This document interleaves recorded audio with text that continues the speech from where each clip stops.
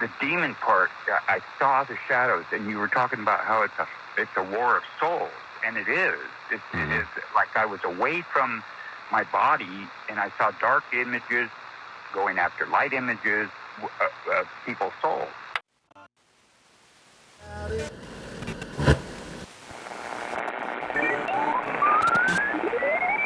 Blue Wolf and Friends presents Camp Here and There.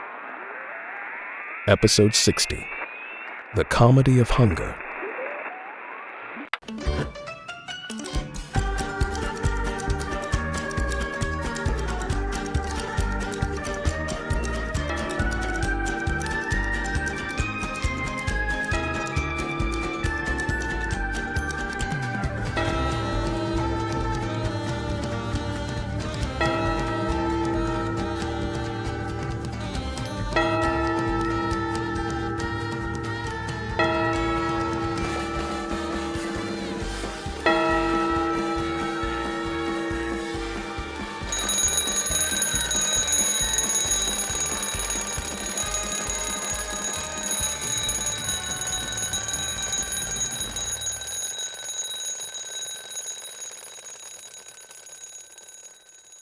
It's Monday.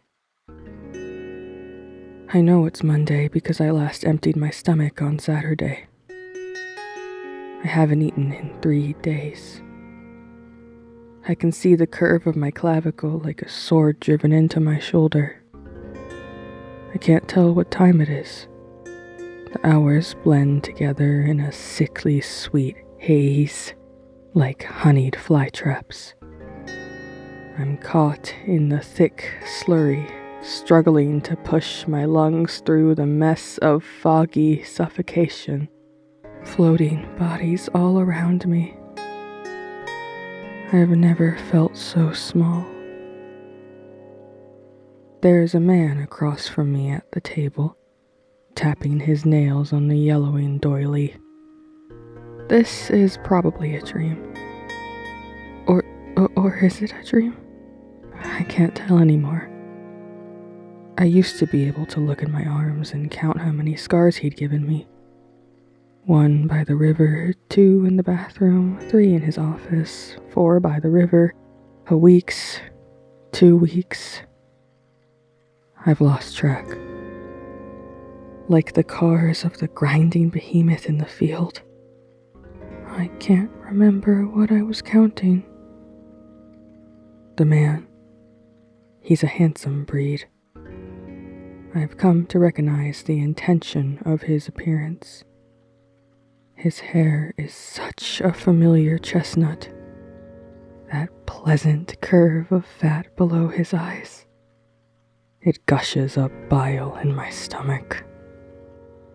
He tells me my hair looks pretty. I have it done up. I don't remember doing it. Maybe he did it. The dress I'm wearing is nice, but it's tight around my frame. Maybe it's a good thing, then, that I can't stomach my dinner. The room is full of mirrors, paneled on the walls. I see us from every direction. At every angle, my shoulders get sharper, and my eyes turn to rice grains.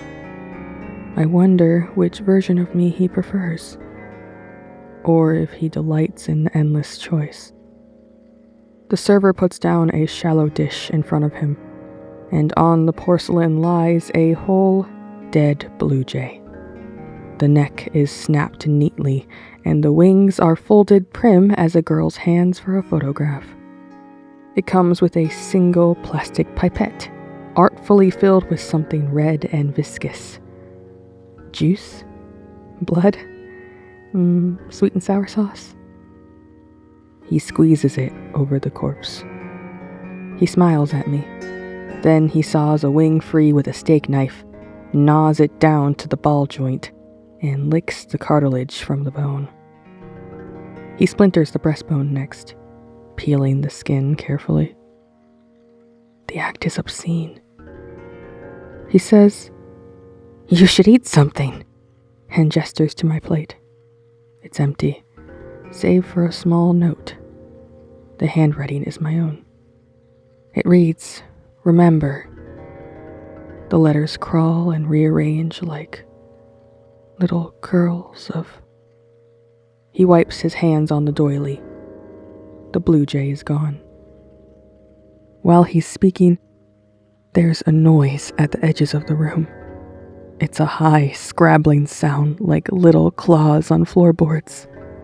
I look for it, but there's only the clatter of china as the server brings the next course.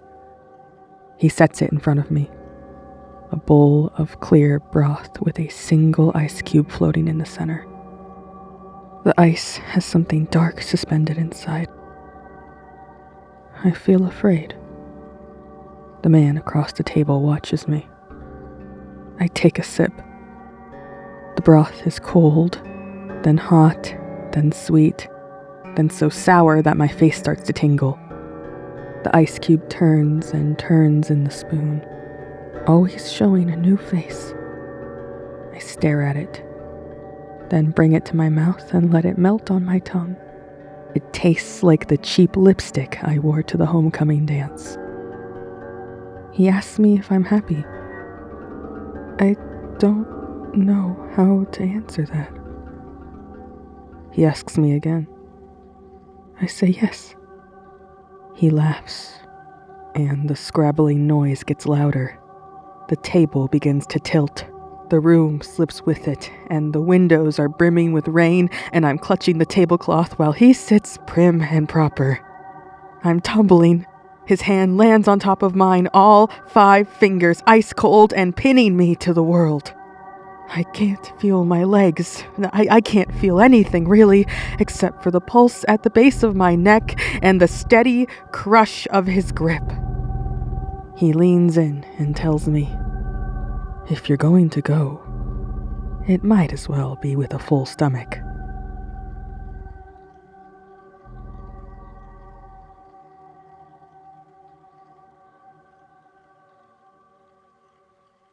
At the table, he asks about my hair again. How did it get so shiny?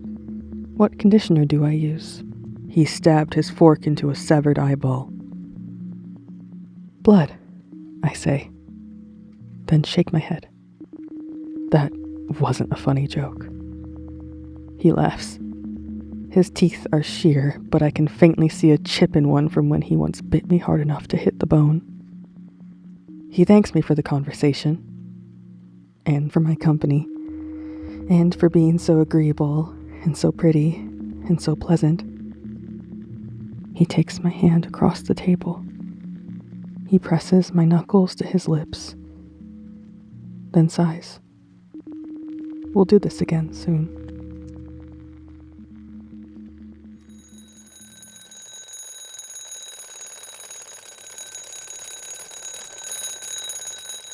What do queen bees do all day, cased up in their honeycomb?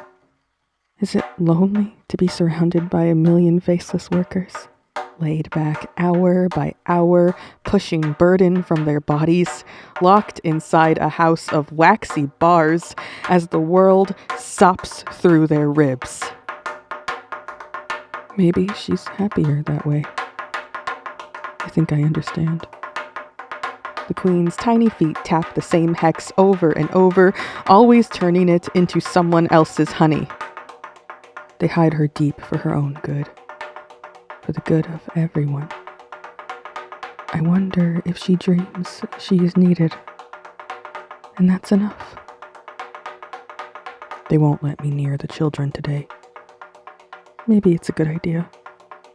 Last night I tried to scavenge some tea from the kitchen, and Jedediah found me drinking the water at a near boil. This morning, they told me to rest. I can still hear the clatter of children from my window. I imagine it like a hospital ward. I am at the nurse's kitchen table, sipping honey straight from the squeeze bottle. Breakfast of queens. One more bee's burden slurped down my throat. I try not to think of the wings or fur left inside. My jaw aches. The honey's too sweet. But you can't stop once you've started. That's what queens do, isn't it? Even when they want to sleep or Stop. I'm not supposed to eat that. My vomit tastes sweet.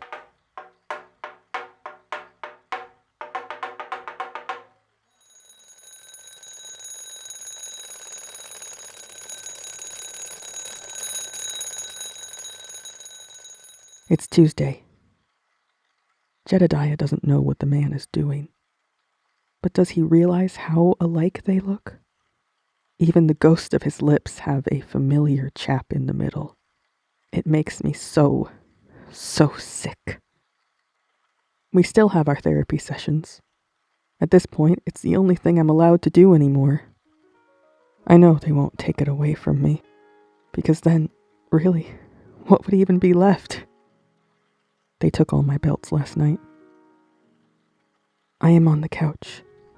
My head's laid on a napkin, and I am staring at the water stain on the ceiling tile above me.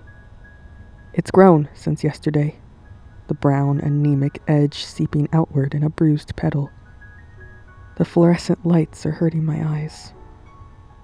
The man is perched across me, with his legs crossed primly. If you squint, what shape does the light make? I try to see, but the pulsing, straining mass is caving inward. It's impossible. Sometimes it's a rabbit, then a gallbladder, then a winding, familiar curl, then the slumped profile of a drowned man. I'll describe some things. Say them back to me. I am so tired that my spit tastes metallic. Last night, I lost 2 pints to our latest discovery. I can still feel the cold water droplets on my skin. I'm clutching the knife we used to my chest. I curl up my knees. Or try to. There is a hinge in my hip that clicks. Repeat after me. Smoke. Smoke. The lights on the ceiling are swallowed in smoke. Sky. Sky. I can see the cloudy vast. Static. Static. And it all fizzes. Blood. Blood. What happened in the shower? It happened in the shower. You are a vessel. I am a vessel. Tell me what you are. He tips forward. He works my face with his hands, stretching the eyelids, pinching the lips apart. You've gone dull on me. I might start to worry. It's not getting better. What is the solution? I am so tired that the conversation feels superfluous. He makes a face, then lifts the knife from my hand. He pricks it into my palm. Tell me what you are. I am a piece of meat. And? I am wasting. And? I am dead. Good. He presses the napkin to my hand. Would you like to stay for dinner? I do not want to stay for dinner. I do not want to see the dead birds. But I nod, because it is Tuesday, and there's nothing else. He smiles wide. He helps me up.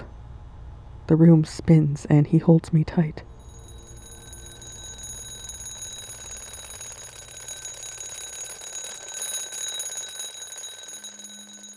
I've noticed the man really likes food. His hunger knows no bounds. Be it rice cakes, jelly beans, gummy worms, or discounted pork rinds. He puts it all away, like a fledgling raven choking down the beaks of its siblings. I have seen him chew through a bag of uncooked ramen, teeth grinding against the brick, then chase it with swigs of vanilla creamer. I once watched him polish off a sleeve of orange-slabbed cheese, glistening with a sheen of artificial delight. He couldn't stop if he wanted to, even as sweat beaded at his jawline. He likes things in wrappers. Chips from bags, candies in foil, tiny cakes in plastic, dollar muffins in cellophane. The sound must be part of the pleasure. The tearing, the keen snap of sugar-stiffened bread as he gnashes his molars. Sometimes I catch him in the corner of my eye, licking the dust from his fingertips, or rolling a spent juice box between his palms. I will say this for the man. He never judges. He laughs inappropriately, yes, but only because he finds it all so beautifully hilarious. He tells me stories about hunger that have nothing to do with food. Not really. He tells me about saints who ate nothing but garden snails and sinners who dined on their own kin. He seems to think there's a lesson in it. I'm not sure. Once, he offered me a marshmallow peep. He said it was more nutritious than whatever I was thinking about eating. I hadn't been thinking about eating at all. He held it out, pinched between his black claws, and its face sank from the pressure of his thumb. I shook my head, and he shrugged, shoving 2 into his mouth. Suit yourself, he said, and laughed with pink foam wedged in his canines. It's not lost on me that I am shelf-stable. There's a part of me that wonders if he'd like to cut a slot in the back of my head and break off pieces when he's peckish. When it's just us, he likes to show off. He plates things up for play. Triple-decker wafer towers, towers of stacked Pringles, a hot dog and a Twinkie bun.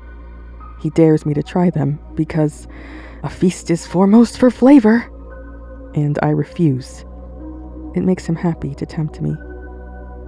Sometimes I dream that the world is made of snack food. The grass is freeze-dried peas, the rivers run with chocolate milk. Everyone else gets to eat, but I am stuck in a dress, polyethylene tied so tight that I can't breathe. The man is at the end of the table, licking his lips, with brown sugar stuck to his teeth. "What's for dessert?" he'll ask. Today, he's found a box of fortune cookies. He crushes them open, one by one, reading the fortunes aloud and laughing at the dull wisdoms. He piles the slips of paper in my lap. Have some culture. He laughs. Every fortune is a variation on the theme. You are what you eat. You are strong enough to endure. You are not immune to poison. On the last cookie, the fortune is blank. It's for you, he says, and hands it to me. You get to write your own ending. I crumble the cookie and eat it. Tomorrow is another day. Maybe I'll try something new. Maybe I'll let the man dress my hair up again, or try on his suit jacket. Maybe I'll count the scars again, and this time I'll remember every drop on that tile. I watch him finish the box, snapping the cookies sharp between his fangs. I throw up the fortune cookie. That's how I know it's Wednesday.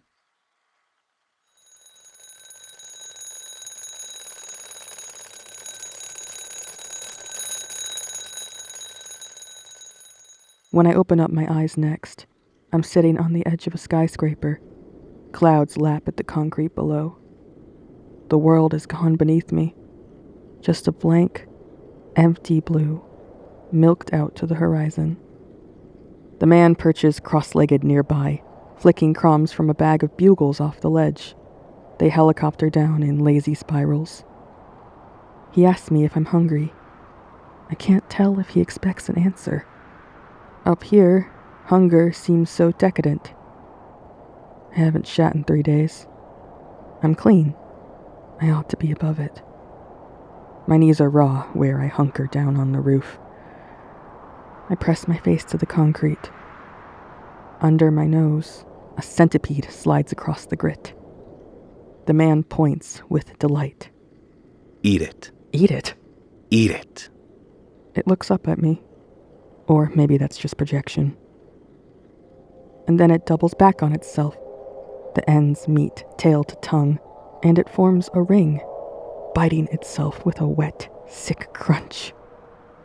It trembles, then splits at the curve. The head and tail each skitter away. I poke at the two halves. They curl up tight, writhing away from my hand. You're not living up to your potential. I wonder if he means the insect or me. I don't think I'm supposed to eat things like that. You're not supposed to do a lot of things. He picks up one half of the centipede and drags it across my lips. The legs clutch at my mouth, scrabbling about until I flinch and stick out my tongue. It tastes like metal shavings and lemon from a bottle. I take the rest between my teeth, crunching down. The bitter inside is like thermometer syrup. That's my boy. I'm tired. Of course you are. He nudges me and shoves his shoulder into mine. You know, it's not so bad. Half the schmucks down there would kill for a meal twice a week. He offers me the bag of bugles, which I take. I stuff one on each finger. Skeleton hands. I point them at him like claws, and he laughs. He steals one from my hand and eats it. What do you remember?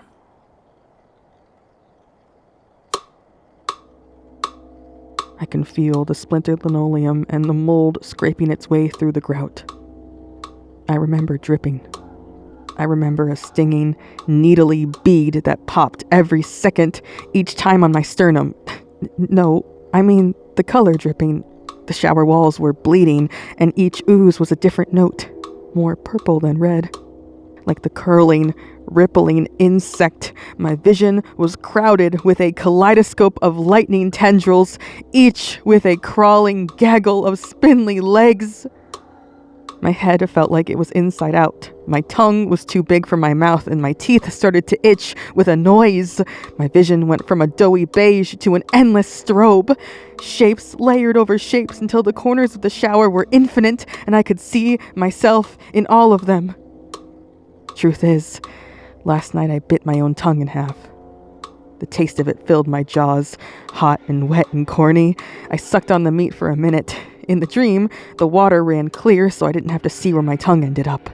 All the while, there was a sound like 1,000 moths in a sugar bowl, beating their wings against each other. I can hear Jedediah in the next room, practicing his apology with a metronome. I'm not sure what day this was.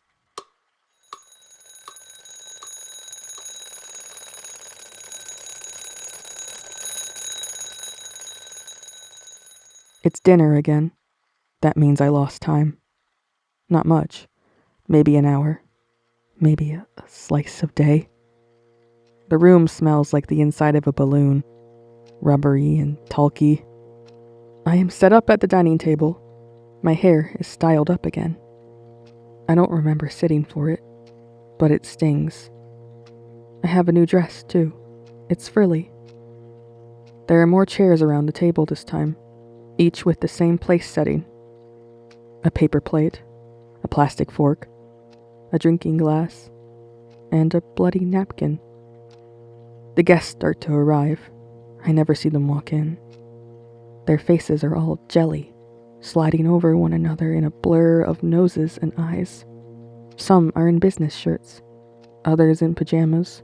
At one point, I swear my adoptive mother is among them, but she immediately flickers into a math teacher I had in high school, who morphs into a 12-year-old in a tiara, then back to my mother.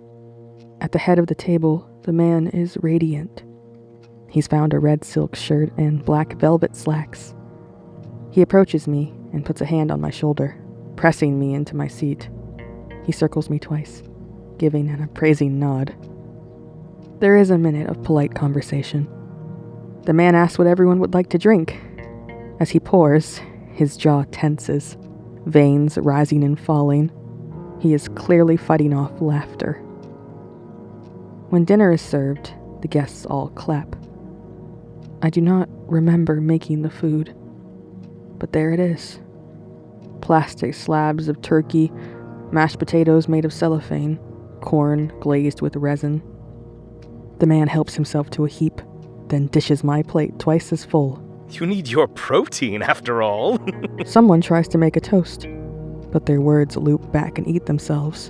A Mobius strip of here's two, here's two, here's two, here's two, here's two, until the man raises his hand. Eat, darling. I carve the edge off the turkey. My knife squeaks against the plastic grain. I pretend to chew, then mash the pulp with my thumb into the napkin. The guests all eat in unison, hands lifting forks, mouths opening, heads bobbing as they chew. The man finishes his first plate, then grooms my hair with his fingers, untying the bows and retwisting them tighter. He gathers a little dollop of potatoes on the blade of his spoon and smears it on my right cheekbone. I look down at my plate and find it replenished. The food multiplies as I eat. I'll try to. For each bite I take, 2 more appear, and the tower rises. The air is so thick with the smell of glue and processed poultry that my eyes water. He picks up his glass and clinks it against mine. A toast to Sydney! The guests all turn to me. You've been so good, even when you didn't want to be. The man sets down his glass and wipes his mouth. It's almost time for dessert. Come on, Sydney, take a bow. I try to stand, but the chair is a vice grip. The more I shift, the deeper the skirt cinches around my legs. The man shifts behind me and places his hands on my shoulders. You're the reason for the season! He turns my head to the side and whispers into my ear. This will hurt less if you don't think about it. I focus on the dying edge of the ceiling light, the bulb sputtering inside its globe. He elegantly presses his palm to my face. He cups my jaw. I try to close my eyes, but his thumb is wedged between the cartilage of my temple. Right. I remember now. It was a Thursday. I know it happened on Thursday. It's shocking at first. Then it's a grind of pressure, up, up, up. It's not the pain so much as the heat. A sudden rush of white and wet and winding starlight. It's right. We had therapy that night. I lay on the couch with my head in his lap. He braids my hair. I can feel the tug and snarl as his nails tease out the ribbons. I liked the feeling then. I am nothing but the corpse of a memory, lying dead in the shallows of moldy tile, and I liked that he braids my hair anyways. Maybe because. Maybe that's why he likes me so much. Which is why, when he asks if he could try something new, I said yes. I can feel that the anticipation makes his hands shake. He presses my head to the leather and asks for it then. Just be quick, please. He picks up a grapefruit spoon. It's like a tiny shovel. The edges are serrated. He leans over me and pries my eyelid back with his thumb and forefinger. He tells me to look at the overhead light. So I do. And it blooms into a white, hot coin. He talks the whole time about the proper way to do this. How you shouldn't try to pop it out all at once. How the nerves are like tinsel and you have to shave them gently. How the lens is the best part and must be kept intact for the flavor. I feel the blade edge slipping under me. The sensation is so specific and so new. Each touch is electric. And then I don't feel it at all. I can hear him slurp in the back of his throat when the spoon finally pulls away. He pauses, delighted, and asks if I want to see. I don't. The world goes half dark. The pain is greedy, but not explosive. It's a dull swell that eats everything else. But it's over. My cheek is wet. He says it's normal and grabs a napkin. He says I did great. He admires it for 3 minutes while he polishes it between 2 cloths, then lays it on his tongue and swallows it whole.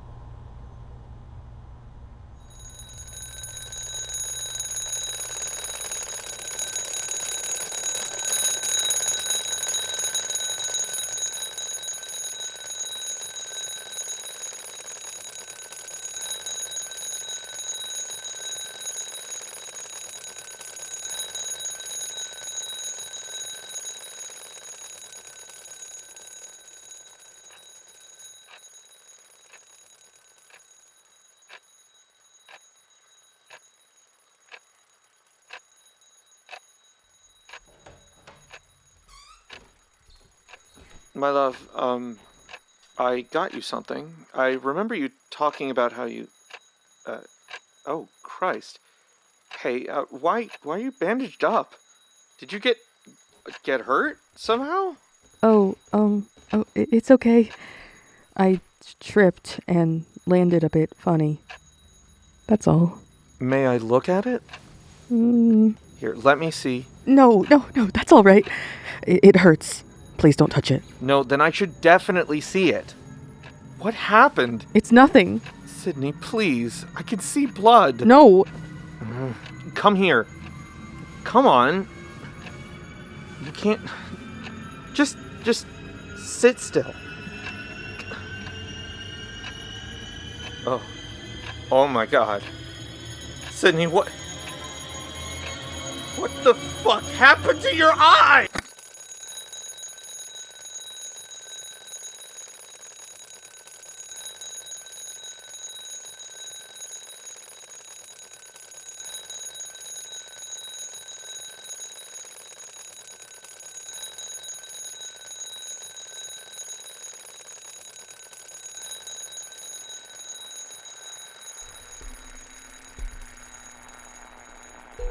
Today's episode of Camp Here and There was written and directed by Blue Wolf. The role of Sydney Sargent was performed by Blue Wolf. The role of Jedediah Martin was performed by Voicebox Vance. The role of Up and Adam was performed by Dio Garner. With original music composed by Will Wood and produced by Jonathan Maisto. Additional music composed by Kyle Gabler and Another You. Dialogue editing by Emily Safko. Audio engineering by The Leo. Sound design by Blue Wolf and Another You. And a special thanks to patrons for making this possible. Special thanks to Finn, Smug and Sad, and Not Leo. To join them and to get behind the scenes content like bloopers, development notes, early access to episodes, interactive events, and more, visit the Patreon at patreon.com/bluewolf. You can also join the official Discord server to connect with fellow listeners and discuss the latest episode. Find the link in the description of today's episode. And finally, if you'd like to support the show and ensure we can keep going, the most meaningful thing you can do is to help spread the word. Thank you for listening to Camp Here and There, and remember, it begins.